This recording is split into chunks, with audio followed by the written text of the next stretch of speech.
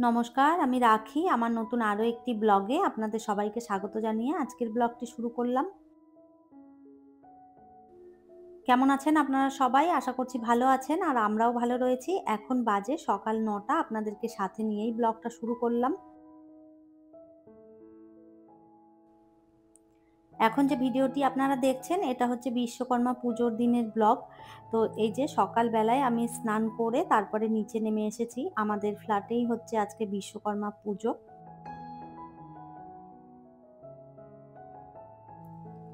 একটা পুজো করতে গেলে কতটা জিনিসপত্র গুছিয়ে নিতে হয় সেটা তো আর আপনাদের বলে বোঝাতে হবে না। আপনারা প্রত্যেকেই জানেন। তো এই যে বড় করে যখন পুজো করা হয় তখন তো তার গোছগাছ অনেক কিছুই থাকে। একা হাতে সমস্তটা সামলানো ভীষণ অসুবিধে হয়ে যায়। তো এই যে সবাই মিলে গুছিয়ে নিয়ে একসাথে যদি পুজোটা করা হয় তখন দেখা যায় যে কোনো কাজই করতে কিন্তু অসুবিধে হয় না। আর সমস্তটা একদম আনন্দের সাথে সবাই মিলে গুছিয়ে নেওয়া যায়। আর আমরা ফ্ল্যাটেরই সবাই রয়েছি, দিদিরা রয়েছে, আমি রয়েছি। সবাই মিলে ফল-টল কেটে একদম সুন্দরভাবে রেডি করে দিলাম। আর এই যে আমাদের ফ্ল্যাটের বাইরে থেকে দেখাচ্ছি ভেতরটায় পুজো হচ্ছে। আর এখানে সবাই যে যার সাইকেল, গাড়ি, বাইক সমস্তটা আরকি রেখেছে। সবাই ধুয়ে, ধুয়ে পরিষ্কার করে রেখেছে। আর এই যে আমাদের বিবেকের সাইকেলটাও ধোয়া চলছে। আর আমার গাড়িটাও ধুয়ে ওখানে আরকি পুজো হবে। ফ্ল্যাটেরই এই ভাইকে বলে দিয়েছিলাম সাইকেলটা আর গাড়িটা একটুখানি ধুয়ে দিতে। আমি একদমই সময় পাইনি। তো ভাই সুন্দর করে আরকি ধুয়ে দিচ্ছে। সবাই যে যার গাড়ি, সাইকেল সমস্তটা ধুয়ে এইখানটাতে রেখে দিয়েছে। ঠাকুরমশায়ের ভেতরে পুজো হয়ে গেলে তারপরে উনি আরকি সবারই গাড়ি পুজো করে দেবে।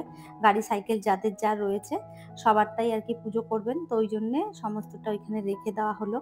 তো যাই হোক এদিকে পুজো চলছে। আমরা সবাই মিলে বসে পড়েছি পুজোতে।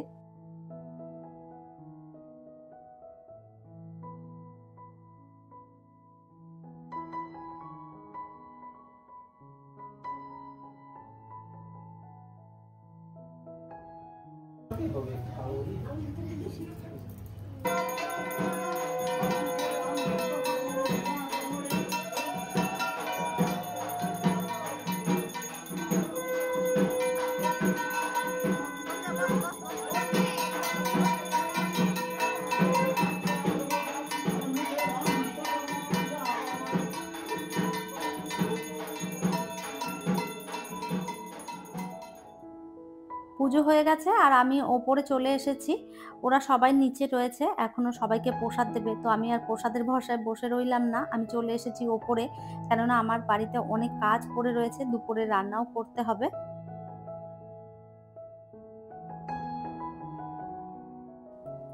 কয়েকটা বাসন রয়েছে বেসিনে, এগুলো একটুখানি ধুয়ে নেব। পরিষ্কার করে এগুলো ধুয়ে নিয়ে তারপরে আরকি রান্নাটা বসাবো।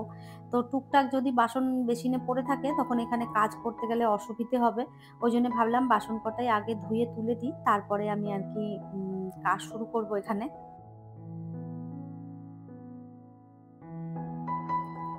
এই মুহূর্তে আপনারা যারা আমার ভিডিওটি দেখছেন প্লিজ একটি লাইক করে দেবেন। আর আমার ভিডিওর কোনো অংশ যদি আপনাদের ভালো লেগে যায় কমেন্ট করে জানাতে ভুলবেন না। এই ধরনের ভিডিও যদি আপনারা আরো দেখতে চান চাইলে কিন্তু আমার চ্যানেলটিকে সাবস্ক্রাইব করেও রাখতে পারেন। কাজটি যারা করে রেখেছেন তাদের অসংখ্য ধন্যবাদ। সকালবেলায় কোনো দিকে আমি বেরোতে পারি না। আমার সকালবেলাটায় যদি কেউ আমাকে ডাকে আমার ভীষণ অসুবিধে লাগে। কেননা সকালবেলায় পুজো পাঠ থাকে, নিজের ঘরের সংসারের অনেক কাজ থাকে। তো কেউ যদি আমাকে কোথাও সকালবেলায় যেতে বলে সেটা আমার মনে হয় যেন বেশি বিরক্তিকর। কেননা সকালের সমস্ত কাজ-বাজ ফেলে না কোথাও বেরোতে ইচ্ছে হয় না। মনে হয় যেন সমস্তটা গুছিয়ে নিয়ে তারপরে কোথাও বেরোলে ভালো হয়। আর আমার ঘরের সমস্ত কাজ-বাজ গুছিয়ে করে নিয়ে বেরোতে গেলে না আমার সেই সকালবেলায় আর হয় না, হয়ে যায় একদম দুপুর।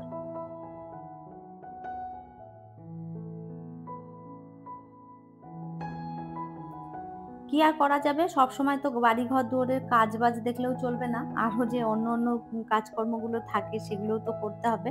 তো সবাই মিলে একটা জায়গায় মজা করে সময় কাটিয়েছি সেটাও বেশ ভালো লেগেছে। আর এরপরে কাজ তো রয়েইছে, সারাদিন চলবে।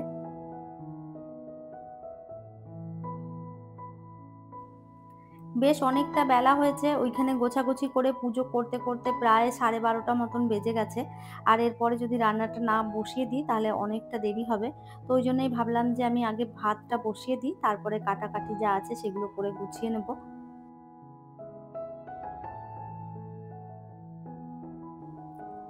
পেঁয়াজটা কেটে নিয়েছি, আদা রসুন কেটে নিয়েছি, এরপরে টমেটোটা একটুখানি কেটে নিয়ে তারপরে মশলাটা করে নেব। আজকে রান্না করব হচ্ছে পনিরের তরকারি। তো বিবেক এমনিতেই পনির খেতে ভীষণ ভালোবাসে, দুধবেলা দাদার কাছ থেকেই পনিরটা নেওয়া হয়েছিল, ওইটাই এখন আর কি রান্না করে নেব।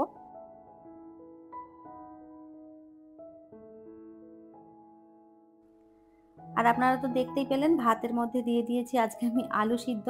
তো আজকে পনিরের তরকারি আর এই আলু সিদ্ধ দিয়েই আমাদের হয়ে যাবে, আর বেশি কিছু রান্না করব না।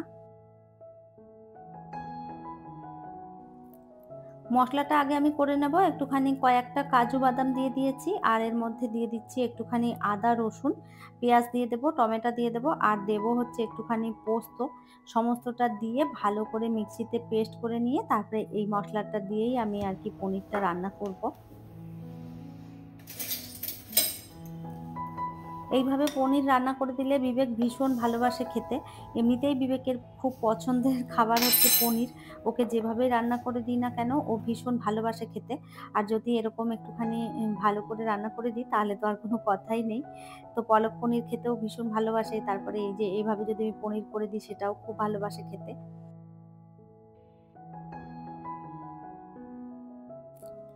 বিবেক যেমন পনির খেতে ভীষণ ভালোবাসে, বিবেকের বাবা আবার অত পছন্দ করে না। ওর আবার পনিরের তরকারি করে দিলে সেভাবে মন খুশি করে খায় না দেখেছি।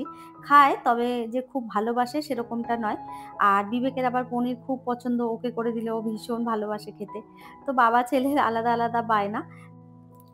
আর আমি রয়েছি বাড়িতে ওদের বায়না মেটানোর জন্যে। কখনো বাবার বায়না পূরণ করি, আবার কখনো ছেলের বায়না পূরণ করি। এইসব করেই আমার দিন কেটে যায়। আর এই তো সমস্তটা গুছিয়ে নিয়েছি। এরপরে এই যে রান্নাটা শুরু করে দিচ্ছি। তো আগেই আমি তেল গরম করে ওর মধ্যে রসুন দিয়ে দিলাম, আর এর মধ্যে দেব এখন একটা শুকনো লঙ্কা, আর তারপরে দিয়ে দিয়েছি পেঁয়াজ। সমস্তটা ভালো করে ভেজে নিচ্ছি। আগে এটা ভেজে তুলে নেব, এটা দিয়ে আমি আলু সিদ্ধটা মাখা করব।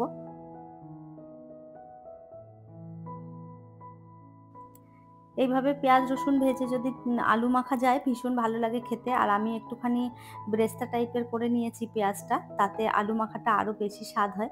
আর রসুনগুলোও সুন্দরভাবে গলে গেছে, একটু হাত দিয়ে চিপে দিলেই সুন্দর একদম গলে যাবে। আর তার সাথে দিয়েছি পেঁয়াজ আর লঙ্কা, তাহলে তো আর কোনো কথাই নেই। এইভাবে আলু মাখলে না আমার ভীষণ ভালো লাগে খেতে। ডাল দিয়ে আলু ভাতে দিয়েই খাওয়া হয়ে যাবে, আর কিছুই প্রয়োজনে লাগবে না। আলুটা একটু ওইদিকে ঠান্ডা হতে থাকুক, আর ততক্ষণে আমি পনিরের তরকারিটা বসিয়ে দিচ্ছি। পনিরের তরকারিটা করে নিয়ে তারপরে আলুটা মেখে নেব।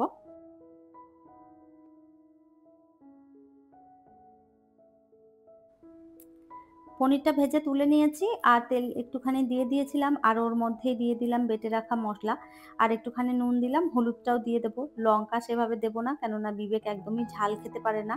আর ঝাল হলেই না চিৎকার চেঁচামেচি করতে থাকবে। তো ওই জন্য একটুখানি লঙ্কা কমই দিলাম।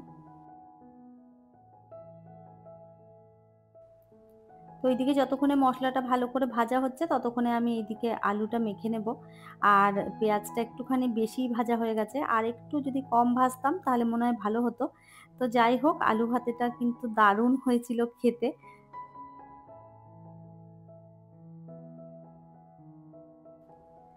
ওইদিকে আলু সিদ্ধটা মাখতে মাখতে এইদিকে আমার মশলাটাও কষানো হয়ে গেছে, আর এর মধ্যে পনিরটা দিয়ে দিলাম।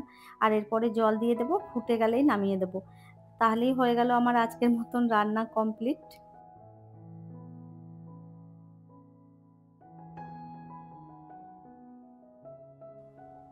এর আগের দিন আমাকে একটা বোন কমেন্ট করে বলেছিল আমি যেন আমার এই র‍্যাকটা একটু তাকে দেখাই। তো এই যে আমি ভালো করে র‍্যাকটা একটু দেখিয়ে দিলাম।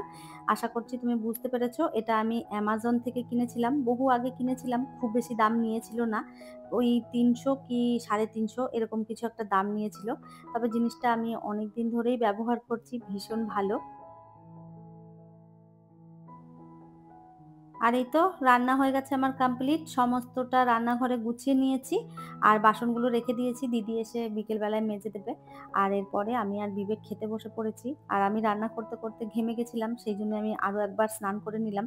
যেহেতু সেই সকাল বেলায় স্নান করেছি তাড়াহুড়ো করে। তো ওইজন্য আরো একবার স্নান করে তারপরে এই যে বিবেক আর আমি খেতে বসে পড়লাম। আমরা খেতে থাকি আর ব্লগটা আজকে এখানেই শেষ করে দিচ্ছি। তাহলে চলুন আমার আজকের ভিডিওটা এই পর্যন্তই। ফিরবো নতুন ব্লগ নিয়ে। ততক্ষণের জন্য সবাই ভালো থাকবেন, সুস্থ থাকবেন। আবারও দেখা হবে নতুন একটি ব্লগে।